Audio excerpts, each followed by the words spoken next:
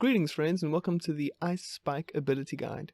In this video I'm going to show you how to do a spell that is actually going to impale your enemies or give the illusion of impaling your enemies. Alrighty, so first of all we're going to go into gadgets and choose ourselves some nice blank basic puppets. We shall do 2. Alrighty. Then I'm going to, we can adjust them so they're just a bit more straight. Then I'm going to make one of them our wizard who's going to be casting this particular spell, and I shall just make that clear by going into coat mode, giving them a nice light blue color. Alrighty. Then I'm going to make our ice spike, so I'm going to go into sculpt mode. I'm going to go cone. I'm going to go colors light blue. I'm going to just stick down a nice cone there. Then I shall go into tools, stretch, and make it nice and long.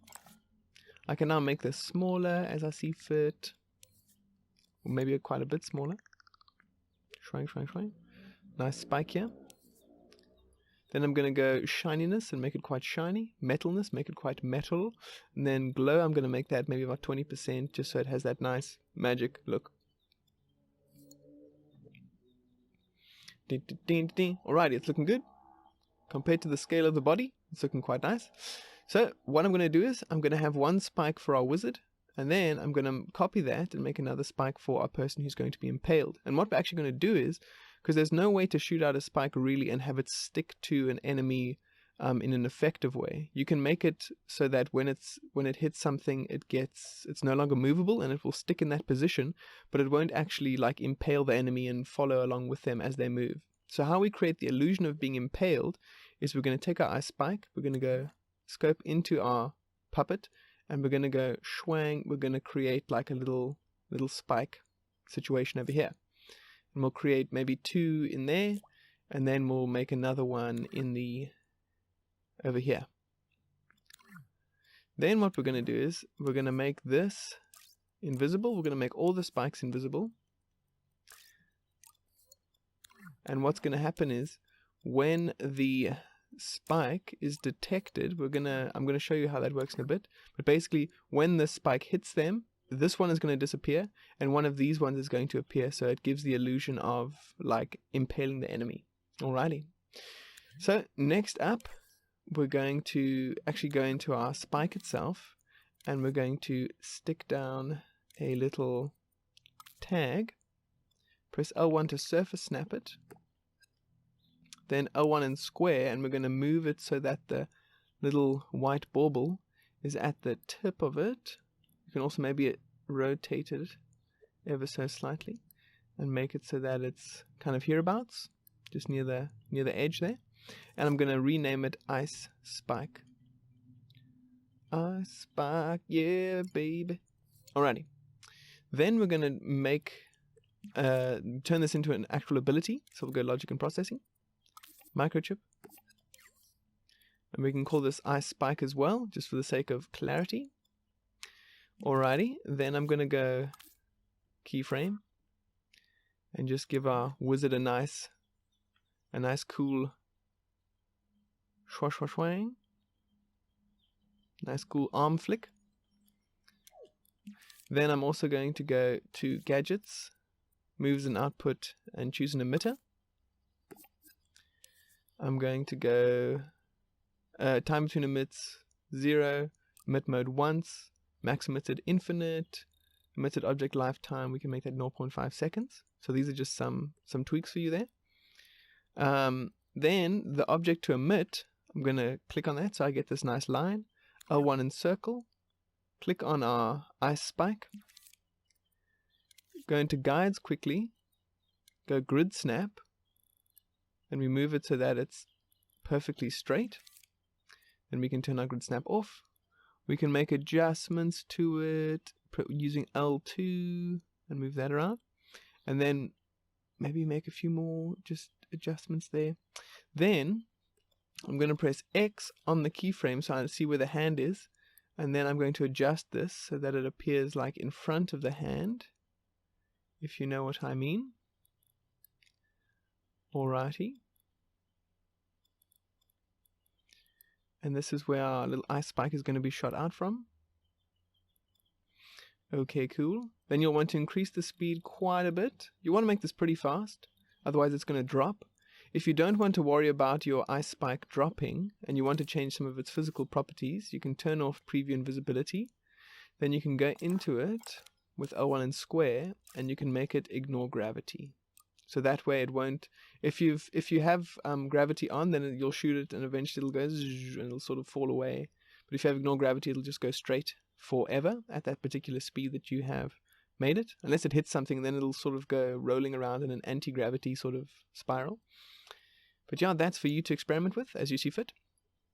Then we're going to bind these to a key, which I'll make R1 for both of these. Alrighty, so the first thing I want to check is just that we are actually shooting out an ice spike. So if I do it, yeah, we're shooting one out. If I shoot it at this dude, at the moment nothing is happening. So now let's change that. Let's go into our enemy puppet, and we are going to make a nice, go into logic and processing, put down a microchip. In this microchip, I'm going to go trigger zone. In this trigger zone, I'm going to call it, well, this is going to be the trigger zone that detects the ice spike. So I'll move this bauble so that it's kind of around the chest. You can make this specific to various areas if you'd like. So you can make like multiple trigger zones, like one by the head will make an ice spike appear there. One by the leg will make an ice spike appear there. Really depends on you. I'm just going to keep it simple for now. Alrighty, so I'm going to go things to detect tag, name to detect. I'm going to press down on the D-pad so I've got ice spike. Alrighty, and I've got my nice trigger zone there. Then I'm going to make it so that when it detects ice shard or ice spike or whatever it's called, I'm going to go into logic and processing, randomizer, and connect detected to this bottom randomize. Okay, cool. Then I'm going to choose a keyframe, and in this keyframe I'm going to make one of these visible. Then I'm going to go keep changes, and I'm going to connect that to output A. Then I'm going to make another keyframe. I'm going to make another one of these ice spikes visible, and then I'm going to go onto my keyframe, keep changes. Make sure to stop recording before you go keep changes. Just a little tip. Then go keyframe once again, and the final ice spike, physical properties, visible, stop recording, and connect this to C. C should appear when just by hovering over it, like another output will appear, and we've got keep changes on. Alrighty, so what's going to happen is this is going to detect that the ice spike is near, and then it's going to choose one of these outputs. But what's happening is, a little bug in our logic is that because this randomizer is powered on by default, it's going to choose one of these. So if I just start, what's going to happen is, oh, the guy's already got one of these. He's already impaled by one of these, which isn't what we want. So I'm going to make the detected also power the randomizer. So go L1 and square, and then connect it to the power of the randomizer. So now if we have a look, we're all good. Alrighty, let's give it a test. Cha-cha. Oh, there he's stuck with one. Cha-cha. There's he's stuck with another. Cha-cha. Cha-cha, cha-cha, cha-cha, cha-cha, cha-cha. There we are. Alrighty. So, one problem with this is that our ice spike still is visible. Our ice spike that is meant to be sticking into our enemy kind of flies off into the distance. So what we want to do is actually delete this. And I tried doing it with a destroyer before, an impact sensor and a destroyer, but it didn't actually work. The timing didn't work very nicely. So what I'm going to do instead is, I'm going to make it so that when the ice spike is detected, I'm going to take the detection output, go into the emitter, go into its inputs and outputs, and say destroy emitted objects. So this destroys all of the ice shards at the source, whilst still being stuck in the enemy over here.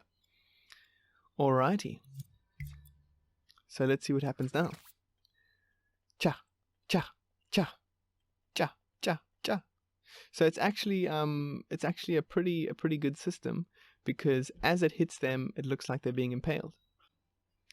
Okay, but one last thing that I want to change is actually in the randomizer, because I'm not sure if you noticed, but when I was actually shooting them with the ice spike and they got impaled, there was a time when one of the outputs wasn't actually triggering. And so what we're going to do is we're going to go randomizer, and we're going to go into the randomize mode and go shuffle. So what shuffle does is it has a predetermined order, so it'll go like A, C, B, or B, C, A. And it'll decide that at the beginning, but it will be different for each playthrough. So there's still that idea of that randomness, but it's not going to be like, because at the moment when it's on no repeat, you might get hit by B, and then you might get hit by C, and then it's not going to repeat, so it's not going to repeat C again, but it might go B again and not A. I'm not sure if that makes any sense. That's kind of just some of the logic behind the randomizer, but you want to go shuffle. Let's see if it works a bit more smoothly now. Cha, cha, cha. So there we are. We have all three that get stuck in them. So that's all there is to it, friends. I hope you enjoyed this video and that it makes sense. This is how you give the illusion of impaling an enemy. I hope you found it useful. I hope you found it cool. I'm just going to go for it one more time. And there we are. Thanks, friends. I shall catch you on the flip-flop. Thank you for watching this video. Please hit me up with some likes, comments, and subscribes if you found this useful and you found it interesting and helpful. If you have any questions, let me know. And yeah, I'll try to help as best I can. Thanks for sticking around, and see you in the next video. Peace out!